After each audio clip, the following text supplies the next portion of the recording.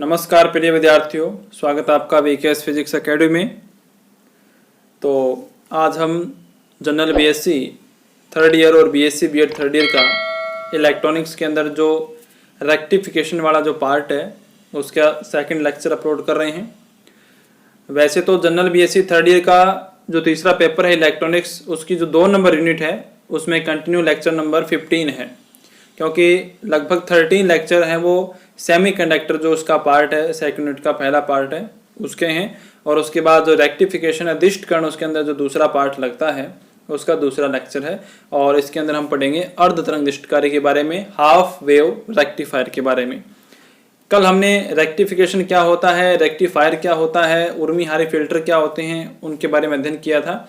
आज हम डिटेल से इसको पढ़ेंगे, अलग अलग टाइप के रेक्टिफायर क्या होते हैं। बीएससी बीएड थर्ड ईयर का पेपर नंबर फर्स्ट का 4 नंबर यूनिट का लेक्चर नंबर 2 है, जैसा कि आप जानते हैं।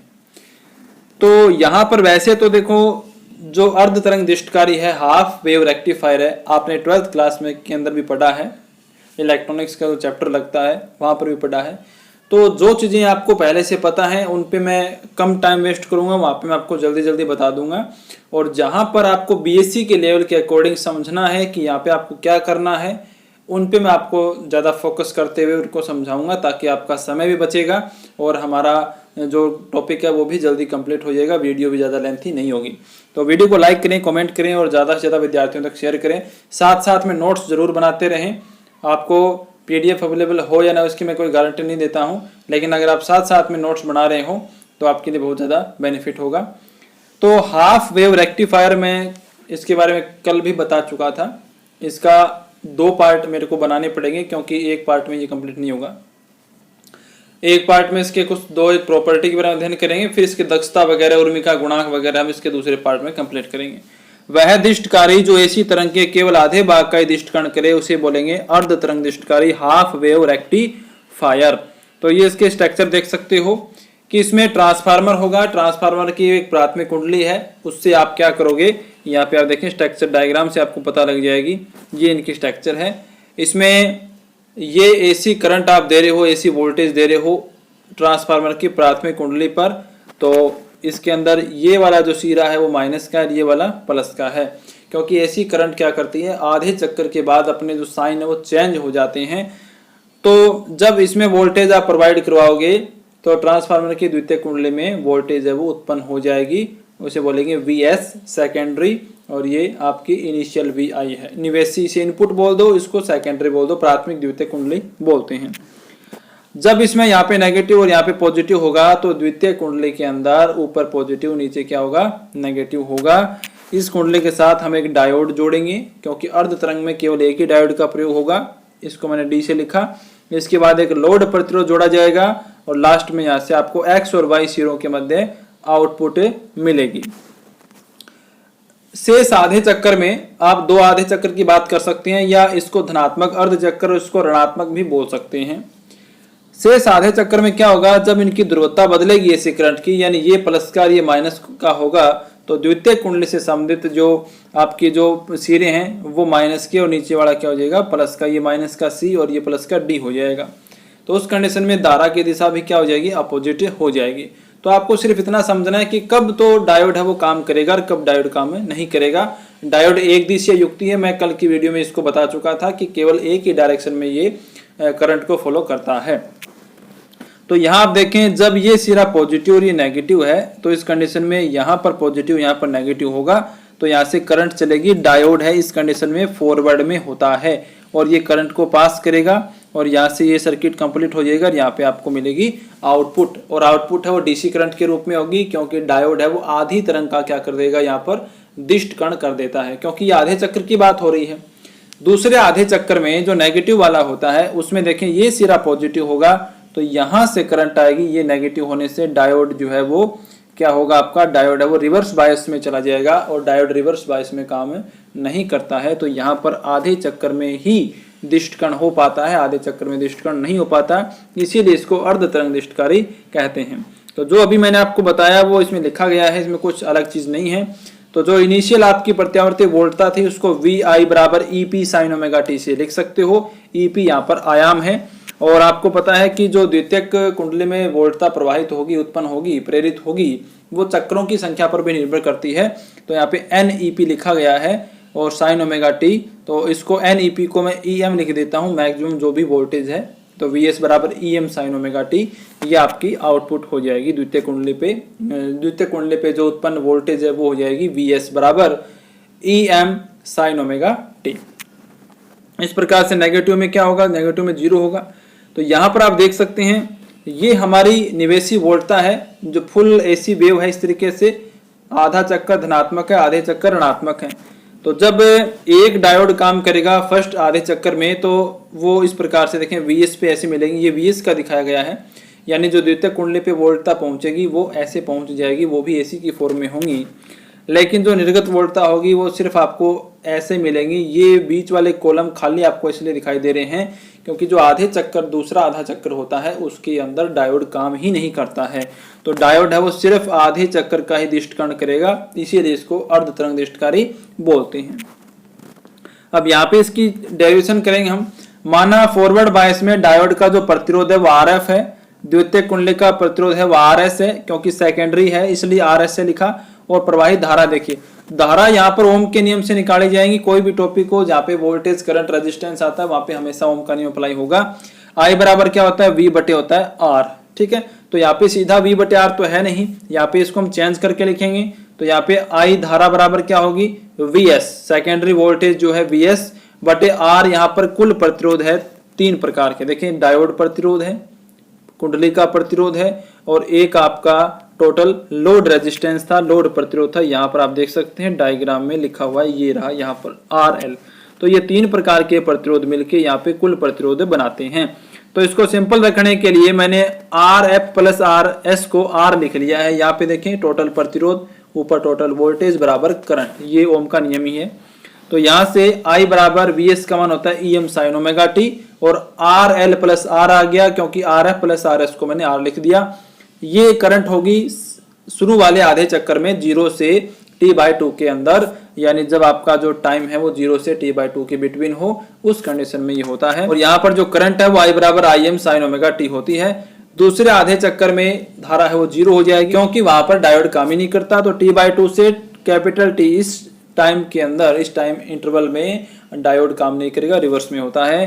तो यहाँ पर आपका आधा चक्कर का ही आपको मिलेगा, और IM का मान जो है वो EM बटे R प्लस RL के बराबर है। ये आयाम है, यहाँ से देखें आप, ये IM जो लिखा गया है वो EM बटे R प्लस RL को लिखा गया है, ये इसका आयाम है धारा का, ठीक है। अब हमें इसमें 2 चीजें मुख्य रूप से निकालनी है कि जो स्पंदमान वोल्टता आपको प्राप्त होगी या धारा प्राप्त होगी उसका एवरेज वैल्यू क्या आएगी, औसतमान क्या आएगा, और उसका रूट मीन स्क्वायर जो वर्ग माध्य मूल मान है वो क्या आएगा। ये औसतमान और वर्ग माध्य मूल मान के बारे में आप 12th क्लास में प्रत्यावर्ती धारा वाले चैप्टर में पढ़ चुके हैं। I प्रत्यावर्ती धारा है, समय के सापेक्ष I का औसतमान कैसे निकाला जाएगा ये आप अच्छे से जानते हैं। यहाँ पे जो DC आएगी, आप DC मानेंगे एक तरीके से दिष्टकरण कर रहे हैं, तो उसका औसतमान क्या होता है, पूरे चक्कर में कितना करंट में चेंज हुआ बटे टोटल लिया गया टाइम। तो ये 1/T है, वो देखो अपॉन T ऐसे लिखा जाएगा, तो 1/T मैंने बाहर लिख दिया, एक ही बात है। तो 0 से T IDT, क्योंकि AC करंट का मान है वो लगातार चेंज होता रहता है, इसलिए आपको पूरा जो टाइम पीरियड है उसके अंदर कंप्लीट वैल्यू लेनी पड़ती है। एक चक्कर की बात अगर हम करें, क्योंकि अगर इसमें DC होता तो उसमें तो फिक्स वैल्यू होती है, तो इसलिए उसमें ऐसा नहीं होगा। तो 0 से T IDT और T, तो यहाँ पे I की वैल्यू हम रख सकते हैं, पहले रखो चाहिए बाद में, एक ही बात है। तो I DC बराबर 1/T, और इसको मैं 2 चक्रों में तोड़ देता हूँ, 0 से T/2 प्लस T/2 से T। ये समाकलन आप मैथ के स्टूडेंट अच्छे तरीके से जानते हैं कैसे इसको तोड़ा जाता है, IDT और IDT। अब ये जो दूसरा चक्कर होता है इसमें आपको पता है कि धारा का मान क्या था, 0 था, डायोड रिवर्स बायस में था, तो इसलिए तो खत्म हो गया। तो शुरू वाला जो आधा चक्कर है वो बचेगा 1/T, 0 से T/2 IDT, और I का मान था हमारा, I बराबर था IM साइन ओमेगा टी। तो IM तो कांस्टेंट है, शिखर मान है, वो तो बाहर आ गया, और साइन ओमेगा टी अंदर रह गया। इसका हो जाएगा समाकलन, क्योंकि ये टाइम का फलन है। तो IDC बराबर IM बटे, ये देखें यहाँ से जब समाकलन होगा तो साइन ओमेगा टी का समाकलन होगा माइनस के कोस ओमेगा टी, और जो ओमेगा है वो अपॉन में आता है, वो आ जाएगा बाहर क्योंकि कांस्टेंट है, और लिमिट लग जाएगी 0 से t/2। अब आप जानते हैं कि ओमेगा बराबर होता है 2π/t और ओमेगा t बराबर 2π। तो यहां पर आप देख सकते हैं जो ओमेगा t मैंने लिखा है इसको मैं 2π के इक्वल रख दूंगा, यहां पर 2π मैंने इसको रख दिया है। तो IDC बराबर Im/2π माइनस के कोस ओमेगा t/2, और यहाँ पे मैंने रखा लिमिट, देखें लिमिट रखी, पहले t/2 रखूंगा फिर माइनस लगा के लोअर लिमिट रखूंगा। तो माइनस फॉर्मूले में था ओमेगा t/2 माइनस माइनस हो जाएगा प्लस, और कोस 0 का मान होता है 1। तो यहाँ पर आप देख सकते हैं इसकी वैल्यू तो 1 आ जाएगी, और यहाँ पर IDC बराबर Im/2π माइनस के कोस 2π/2, क्योंकि ओमेगा t का मान 2π था तो 2 से 2 ये कट जाएगा, पाई आएगा, कोस पाई का मान -1 होता है, माइनस पहले से बाहर है तो हो जाएगा +1, और 1 + 1 हो जाएगा 2, जो कि यहाँ पे मल्टीप्लाई में है ही। तो यहाँ से देखें 2 से 2 कट जाएगा और Im/π ये आएगा आपका IDC का मान यहाँ पे समीकरण नंबर 3 के रूप में। ये आता है आपका औसत मान जो है वो आता है। अगर आप पाई का मान इसमें रखना चाहते हैं 3.14 तो वो भी इसमें आ जाएगा, 1 में 3.14 का भाग देंगे तो इस तरीके से इसमें और वैल्यू भी निकल सकती है, लेकिन इतना करने की जरूरत नहीं है। फिर जो लोड प्रतिरोध RL है उसके सिरों पर औसत वोल्टता कितनी आएगी। देखो ओम का नियम आपको याद रखना है, हर जगह समझना है आपको कि हर जगह ओम का नियम अप्लाई होगा। यानी देखिए वोल्टता निकालनी तो V बराबर क्या होता है, नॉर्मल तरीके से देखा जाए तो RI होता है। तो यहाँ पे नॉर्मल फॉर्मूला नहीं लगेगा, फॉर्म वही रहेगी। V की जगह यहाँ पे EDC है वोल्टेज, R की जगह यहाँ पर आपका लोड प्रतिरोध RL है क्योंकि RL पे बताना है, और R की जगह तो RL हो गया, I की जगह आपकी IDC है जो अभी आपने निकाली है। क्योंकि आपने करंट निकालनी तो आप यहाँ से वोल्टेज भी निकाल सकते हैं। तो EDC बराबर क्या होगा, IDC RL यानी V बराबर RI, और IDC का मान अभी आपने निकाला था Im/π × RL, और यहां पर आप देखेंगे कि EDC का मान क्या आएगा, Im का मान आएगा Em/R + RL होता है। अभी मैंने पीछे बताया था शिखर मान जो है इसके बराबर हमने लिखा था Em/R + RL। ये RL ऊपर है, ये पाई नीचे पहले से था, ये समीकरण नंबर आ गई 4। ये आपका जो वोल्टेज है उसका मान आता है, निर्गत वोल्टता का औसत मान यहाँ पर आएगा। इसके बाद इसके सेकंड पॉइंट के अंदर हम बात करें, जो स्पंदमान धारा या वोल्टता है जो आपको प्राप्त होगी उसकी रूट मीन स्क्वायर वैल्यू वर्ग माध्य मूल मान क्या होगा, जिसे शॉर्ट में RMS वैल्यू बोला जाता है। काफी इंपॉर्टेंट है। मैं आपको एक बात बताना चाहूँ, अगर आपके ध्यान नहीं हो, जो हमारे घरों में हम सर्किट यूज करते हैं, वोल्टेज यूज करते हैं, करंट होती है, और हमें मीटर में जो दिखाई देती है वो RMS वैल्यू होती है हमेशा ही, वो कभी औसत मान नहीं होता, वो आपका कभी शिखर मान नहीं होता, वो हमेशा RMS वैल्यू होती है। ठीक है, उसे प्रभावी मान, आंकिक मान भी बोल सकते हो। देखें किसे कहते हैं आपका RMS मान, एक पूर्ण चक्कर में धारा के वर्ग, जो आपकी धारा है उसका वर्ग करें, फिर उसका औसत लें और फिर उसका वर्गमूल करें, इसे बोलते हैं वर्ग माध्य मूल मान। पहले वर्ग फिर माध्य फिर वर्गमूल, वर्ग माध्य मूल मान कहते हैं इसको। एक पूर्ण चक्कर के लिए धारा के वर्ग के औसत के वर्गमूल को धारा का वर्ग माध्य मूल मान यानी IRMS कहते हैं। इसी प्रकार से वोल्टेज का होगा VRMS। तो IRMS बराबर क्या होता है, I² का मीन, ऊपर बाहर लगा है मतलब माध्य, उसका वर्ग मूल। और इसको आप ऐसे भी लिख सकते हो, देखो I बड़ा लिखे हैं छोटा, धारा में दोनों लिखे जाते हैं। IRMS बराबर ये I² बार हो जाएगा, वर्गमूल इधर आके स्क्वायर बन जाएगा। तो हम क्या करते हैं, यहाँ पर इसको सिंपल रखने के लिए वर्गमूल एक बार हटा देते हैं, I² RMS कर देते हैं। बाकी अब इसमें I² है, ठीक है, इसके ऊपर क्या था, औसत था, और औसत के लिए अभी हमने फॉर्मूला लगाया था, यहाँ पे देखें ये रहा। अभी जो हम फॉर्मूला ज्ञात कर रहे हैं उसमें सिर्फ I² है, बाकी कुछ भी चेंज नहीं हुआ है। ठीक है, तो यहाँ पर देखें I² लग गया, बाकी कोई चेंज नहीं हुआ। यहाँ पर आपका 0 से t/2 और ये आपका t/2 से t हो जाएगा कंप्लीट चक्कर में I² dt। ठीक है, तो यहाँ पे आप जानते हैं कि इसकी वैल्यू तो 0 है, क्योंकि शेष आधे चक्र में तो धारा है ही नहीं, क्योंकि डायोड काम ही नहीं कर रहा है। तो आप मेरे हिसाब से समझ सकते हैं कि मैं ज्यादा इसमें टाइम वेस्ट नहीं कर रहा। आप डायरेक्ट इसमें क्या करेंगे, यहाँ पर आके आपको थोड़ा सा ध्यान देना है। उससे पहले आप सिर्फ I² रख रहे हैं और कोई चेंज नहीं कर रहे हैं, बिल्कुल सेम पीछे वाले प्रोसेस है। यहाँ पर I² RMS चल रहा है, पहले IDC चल रहा था। अब देखें आई स्क्वेयर डी टी, और आई स्क्वेयर का जब मान रखूंगा तो पहले तो डायरेक्ट साइन ओमेगा टी रखा था, समाकलन कर दिया, लेकिन अब हमें प्रॉब्लम थोड़ी ये आ गई कि अब साइन स्क्वेयर ओमेगा टी है और आई एम स्क्वेयर है। आई का मान क्या रखेंगे, I am sine omega T, तो आई एम स्क्वेयर बनेगा, साइन स्क्वेयर ओमेगा टी बनेगा। तो आई एम स्क्वेयर तो बाहर आ जाएगा क्योंकि वो तो है कांस्टेंट, लेकिन यहां पर जो साइन स्क्वेयर ओमेगा टी बनेगा उसका डायरेक्ट आप समाकलन नहीं कर सकते, यहां पर उसको कोस में चेंज करना पड़ेगा।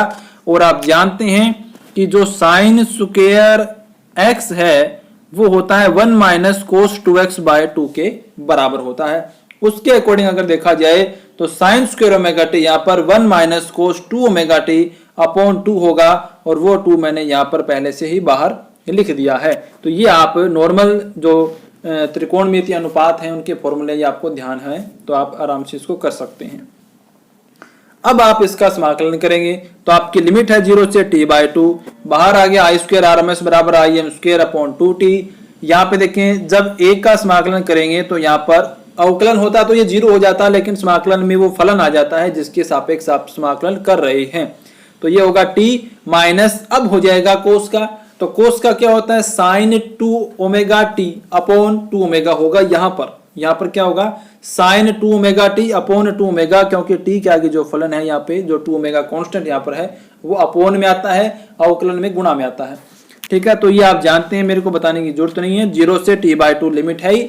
अब आप upper limit minus lower limit रखेंगे। यहाँ पर I square R M S बराबर होगा आई एम स्क्वेयर अपॉन 2t, और यहाँ पे पहले आप रखेंगे अपर लिमिट फिर माइनस की लोअर लिमिट। तो मैंने माइनस की जो लोअर लिमिट है वो तो रखा ही नहीं है, मैंने इसको 0 छोड़ दिया, क्योंकि जब मैं 0 रखूंगा तो सब कुछ 0 हो जाएगा, तो वो तो मैंने पद छोड़ ही दिया। मैंने सिर्फ t की जगह t बाई 2 रखा यहाँ पर, क्योंकि वही बचेगा। तो यहाँ पे t by 2 minus sine 2 omega, और इस t की जगह t बाई 2 अपॉन क्या हो जाएगा 2 ओमेगा यहाँ पर हो जाएगा।